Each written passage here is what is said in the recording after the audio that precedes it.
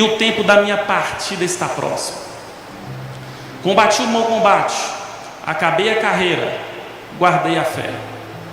Desde agora, a coroa da justiça me está guardada, a qual o Senhor justo juiz me dará naquele dia, e não somente a mim, mas também a todos os que amarem a sua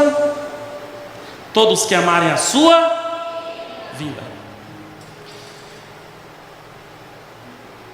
Irmãos, os alunos aqui, houve um tempo que, enquanto eu era aluno aqui dessa faculdade, eu recebi uma dura missão de um professor, que foi justamente pesquisar a vida e a obra daquele que, sem sombra de dúvidas, nas páginas do Novo Testamento, foi a maior arma levantada por Deus depois de Cristo.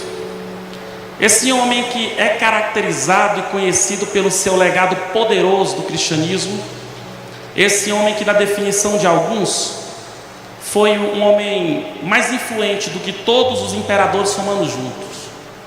E tudo que eu sei sobre a vida dele, eu sei baseado sobre o que ele mesmo escreveu, ao mesmo tempo do que escreveram sobre ele. Esse homem é o escritor dessa carta, portanto, o autor dessas palavras.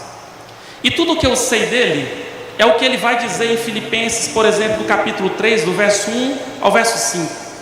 Ele vai apresentar a sua etnia, ele vai explicar o lugar de onde ele nasceu, ele vai explicar o lugar onde ele foi gerado. Ele chegou a dizer, inclusive, que ele era da tribo de Benjamim, uma das tribos mais importantes de Israel.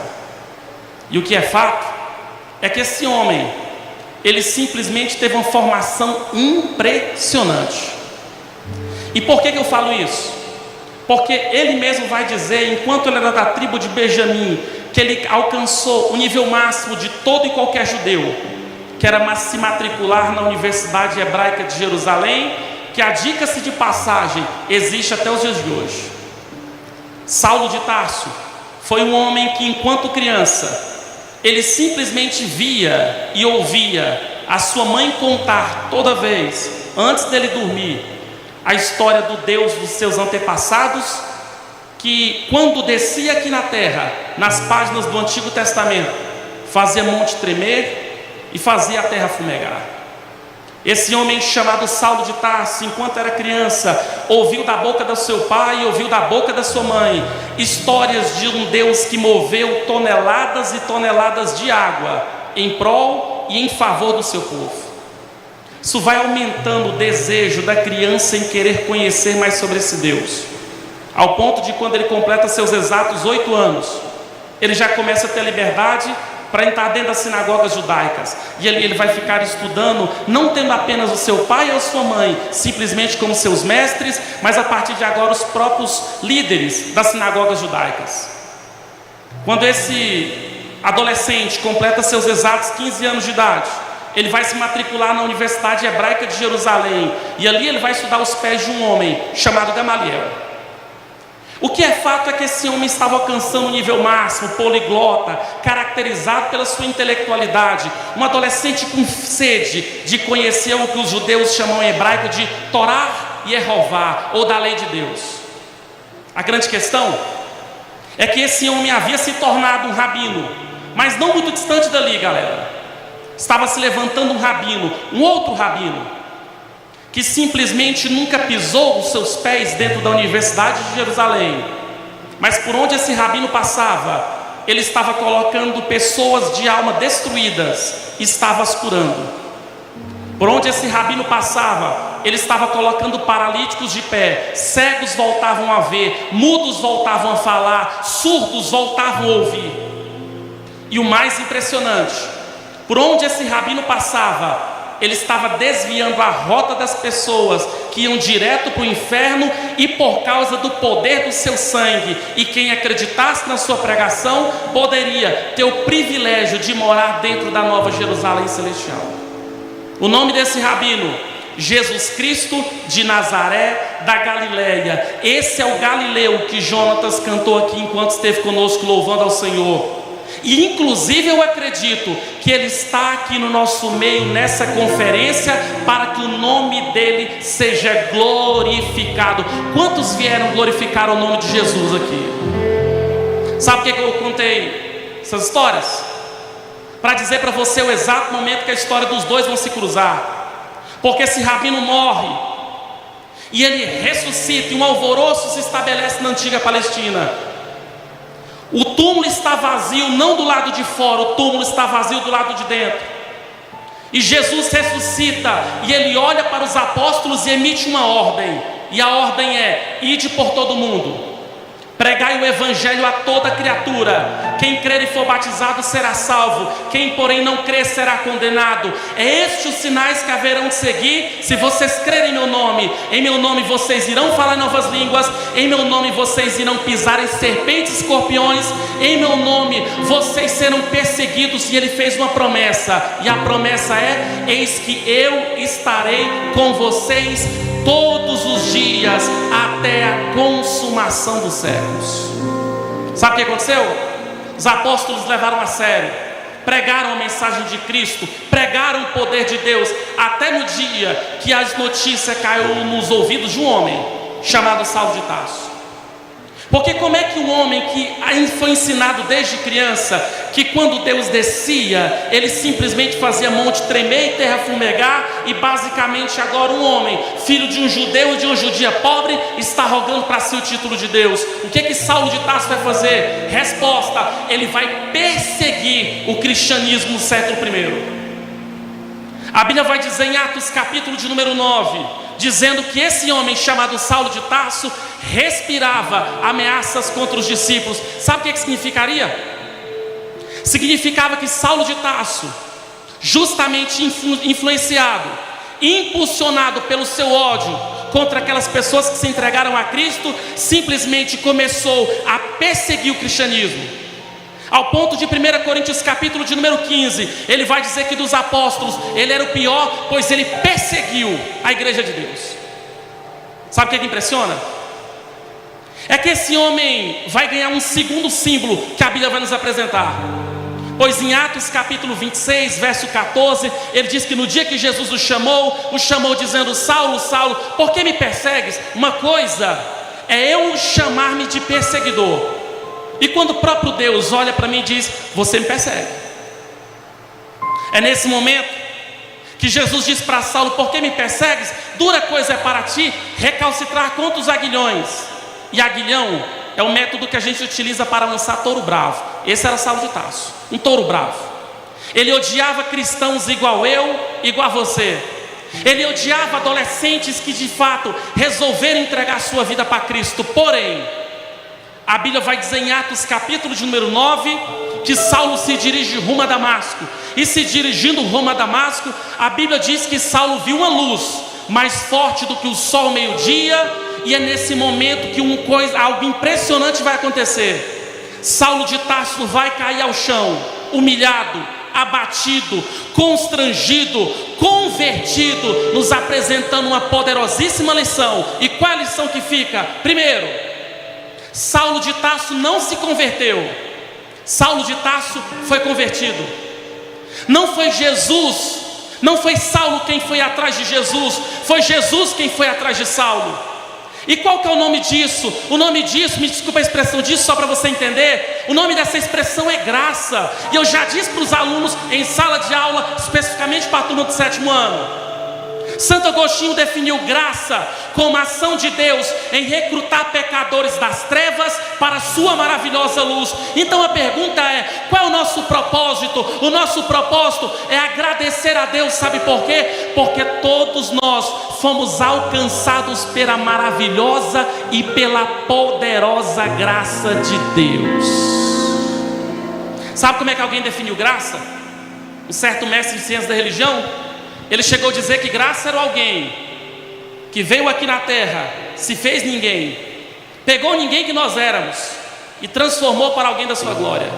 Jesus era o alguém que veio aqui na terra se fazendo ninguém, pegou ninguém que eu, que nós, que todos nós éramos, e está todos os dias transformando para o louvor e para a glória do nome dele. E é por isso que eu fico muito feliz quando eu vejo alguns dos alunos que já pregam, que já tocam, que já cantam, que já servem. Isso não é fruto de outra coisa ao não ser da maravilhosa e poderosa graça de Deus. E é pela graça, galera, que nós estamos aqui e somos felizes. Sabe por quê? Porque Jesus nos pegou, nos transformou, nos libertou, nos restaurou, e Ele vai nos usar para nós trazermos outras vidas para essa escola, para transformar para o louvor e para a glória de Deus. Amém, Azaf? Amém? Sabe por que eu falei isso? Para dizer para você uma segunda realidade. Tem um problema, galera. Lembra que eu falei que era Saulo? Um touro feroz, um animal implacável. Não podia ver um cristão igual eu, igual a você. Ele matava. Sabe como é que ele fazia? Ele contribuía para que alguns cristãos fossem jogados dentro do Coliseu Romano. Sabe para quê? Para serem destruídos pelos leões da Líbia e para ter pedaços dos seus corpos simplesmente dilacerados e torturados pelo poder de Roma. Só que a partir de agora, Saulo de Tarso está humilhado. O texto vai dizer que ele fica 3 dias, sem comer e sem beber, orando e jejuando e se entregando a Cristo. Em Atos capítulo 9, Deus dá o seu primeiro propósito. Qual é o propósito? Deus apresenta para ele o propósito e o plano da salvação. E a pergunta que nós ficamos a nos fazer é essa: qual foi o maior presente que Cristo nos garantiu? Resposta: Ele nos garantiu o privilégio e o direito de sermos salvos. Sabe o que significa? Significa que o maior presente que Deus nos deu foi a salvação. E eu já disse também em uma das salas: galera, a gente não pode abrir a boca, viu, Pedro? A gente não pode abrir a boca para dizer que o melhor de Deus está por vir. Sabe por quê? O melhor de Deus já veio lá na cruz do Calvário.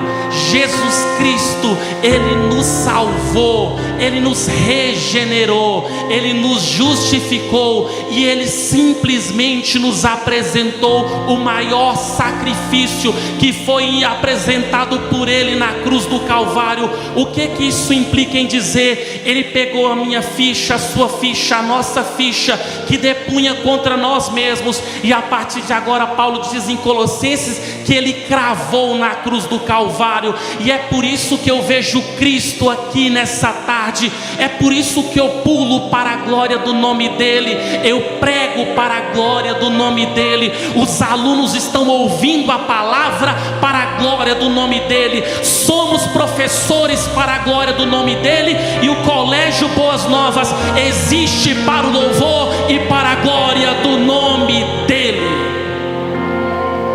Consideração: qual que é o preço de apresentarmos um propósito? Sabe por que eu digo isso? Eu estou terminando. Porque a Bíblia diz em Atos capítulo 13, verso 2, que o Espírito Santo fala assim: separai-me a Barnabé e a Saulo. Esse Saulo vai para a sua primeira viagem missionária. Sabe o que Deus faz? Deus usa. Esse Saulo vai para a segunda viagem missionária. Sabe o que Deus faz? Debaixo de perseguição, calúnia e tribulação, mesmo assim Deus usa.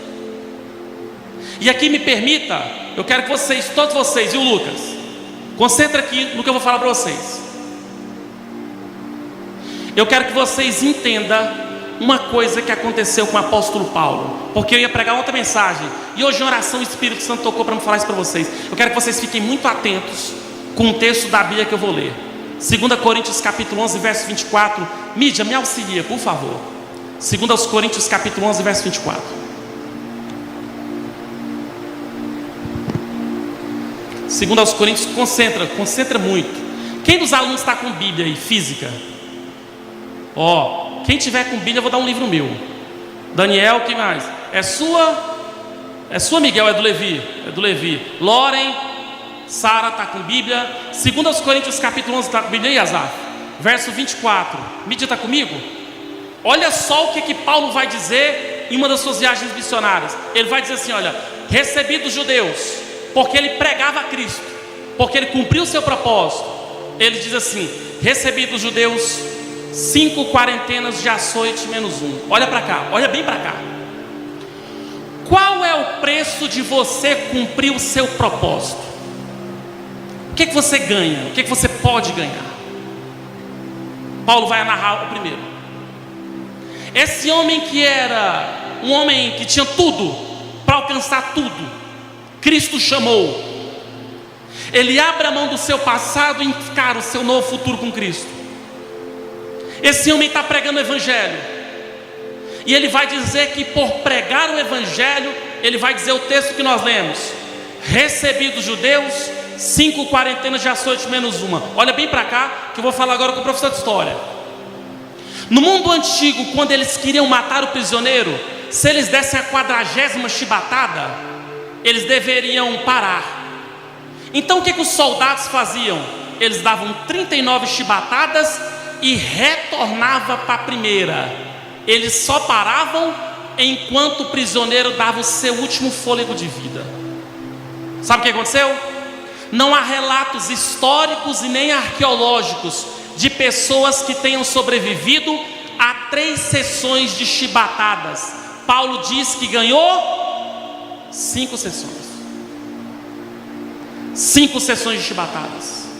E aqui, 7º ano, 6º, 8º e 9º. Concentra no que eu vou te explicar.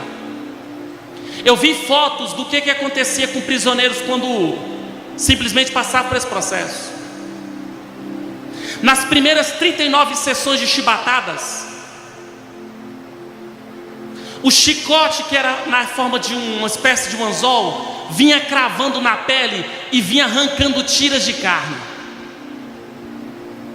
Na primeira sessão de chibatadas, as costas do apóstolo Paulo ficavam em um estado tão comprometido, mas tão comprometido, que não ia ter cirurgião plástico no mundo que tinha talento suficiente para dar uma nova estética às costas desse homem. É ele mesmo quem vai dizer em Gálatas 6: olha, eu trago no meu corpo as marcas de Cristo, pois eu apanhei por causa do Evangelho. Ele vai ganhar a sua 2ª sessão de chibatadas. E na segunda, as consequências eram trágicas, pois as costas eram abertas. E da 2ª para a 3ª sessão de chibatadas, era possível, se você passasse pelas costas do apóstolo Paulo, na hora da sessão de tortura, você provavelmente conseguiria ver os seus órgãos internos à mostra. É na 3ª com que muitos desses criminosos simplesmente eram mortos. O apóstolo Paulo vai ganhar a 4ª sessão de chibatadas. Provavelmente sistema nervoso central comprometido, ataques de epilepsia, e nós temos historiadores dizendo que era nessa hora os homens ficavam igual a loucos. Qual que é o preço de assumir o seu propósito? De assumir a sua chamada? Porque nós temos alunos que Deus levantou e que vai levantar, alunos que Deus chamou, alguns Deus vai chamar, e nós temos alunos que estão sendo impactados pelo poder de Deus, para mais na frente impactar a todos que o ouvirem, e você falar e cantar ao nome de Deus. A pergunta é: qual que é o preço que você vai ter que pagar?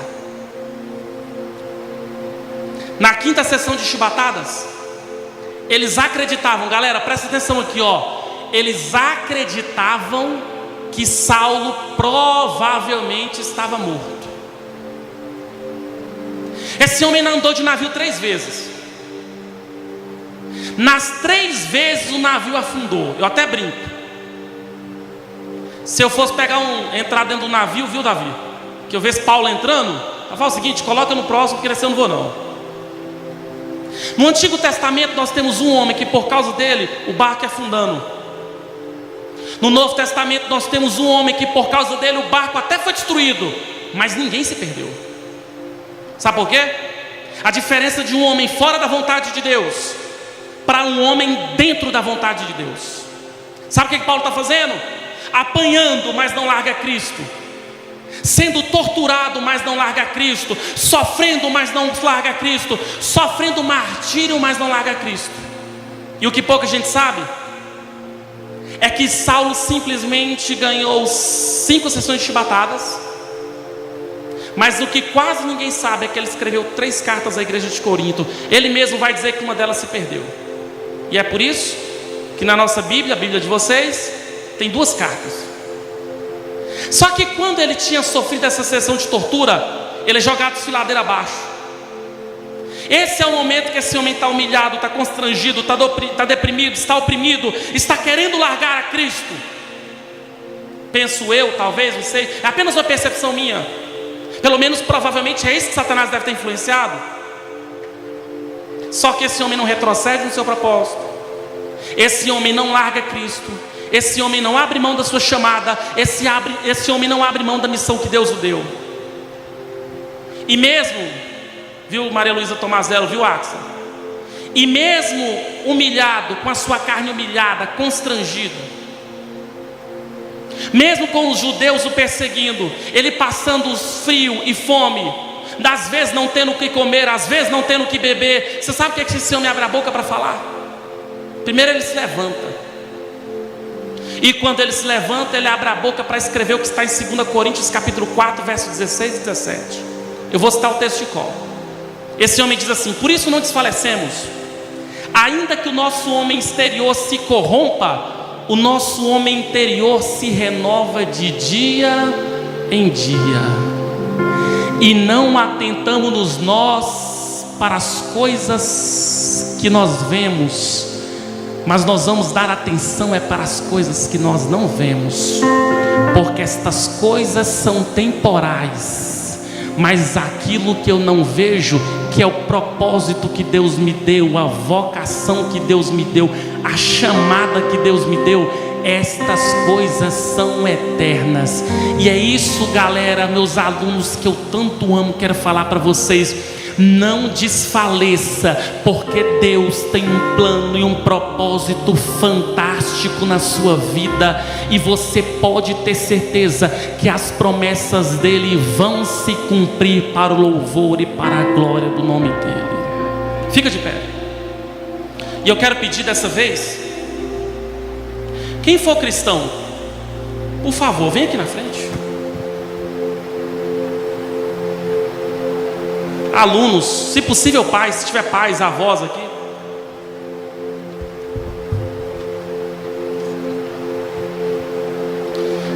Que eu ainda não concluí a mensagem, não preciso concluir. Vem aqui para frente os alunos que são cristãos, os pais, avós.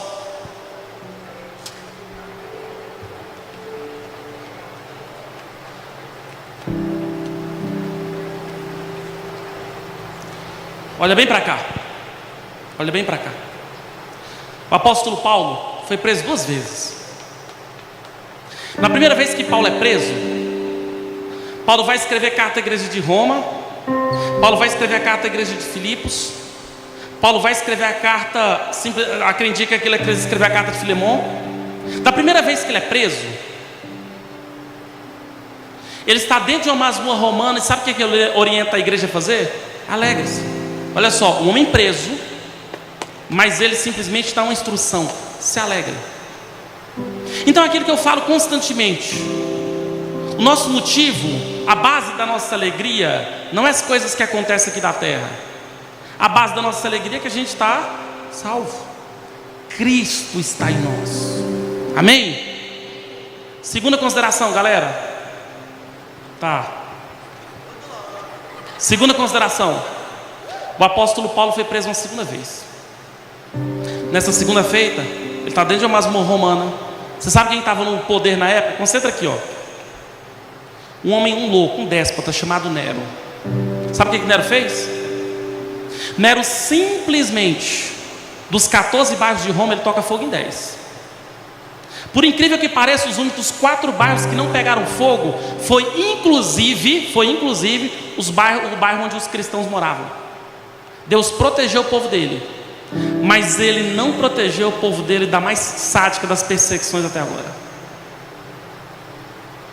Quando o apóstolo Paulo viu toda essa cena, esse homem não desanima de seu propósito, ele volta a pregar a Cristo. E o que mais impressionante, e o que mais impressiona nessa história é que nesse momento O apóstolo Paulo já está encarcerado na sua segunda prisão. E é nesse contexto que o imperador romano Nero quer saber quem são os líderes do cristianismo que estão vivos. Pedro já havia sido morto de cabeça para baixo. Alguns apóstolos sofreram martírio, outros morreram apedrejados, outros estavam em países pregando a palavra de Cristo, falando a palavra de Deus. Sabe o que aconteceu? Eles não desanimaram. Mas o apóstolo Paulo, pregando a Cristo, ele é preso pelo poder romano na segunda-feira. E nesse dia, depois de um tempo, a bem da verdade, Nero dá o decreto é: os cristãos devem ser perseguidos e mortos. O apóstolo Paulo, preso dentro de uma masmorra romana,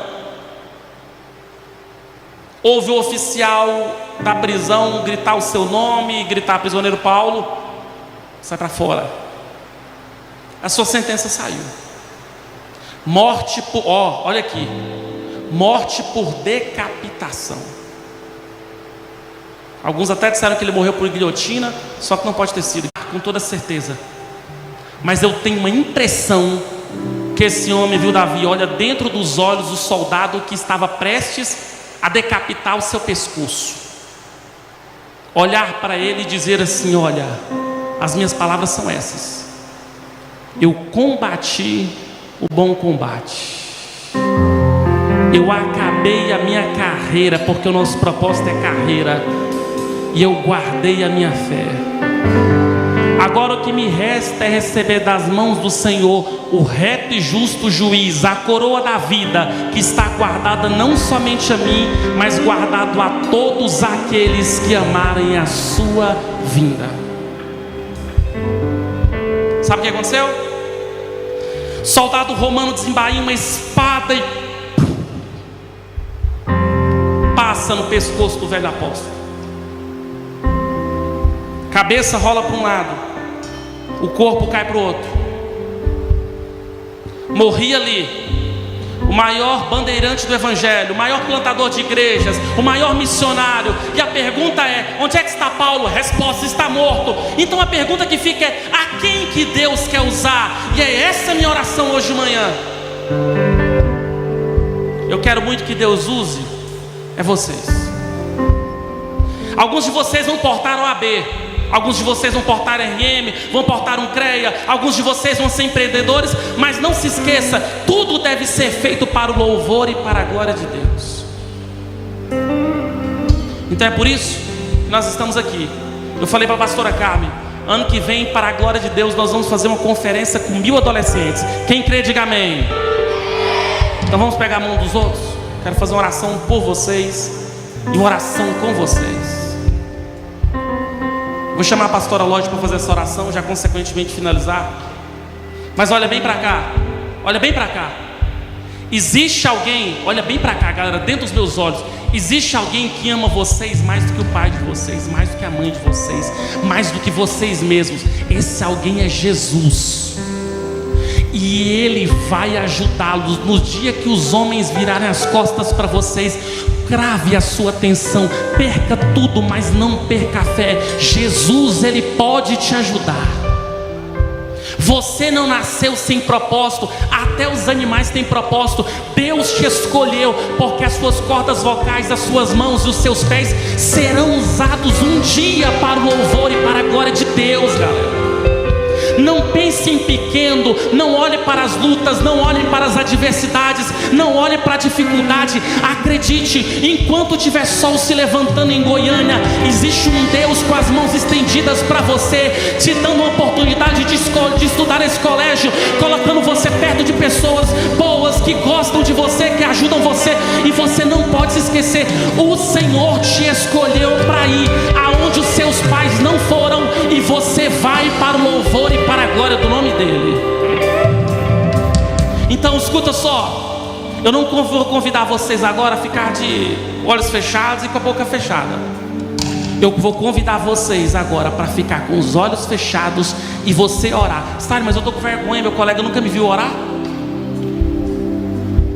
Não se envergonhe de falar com Deus.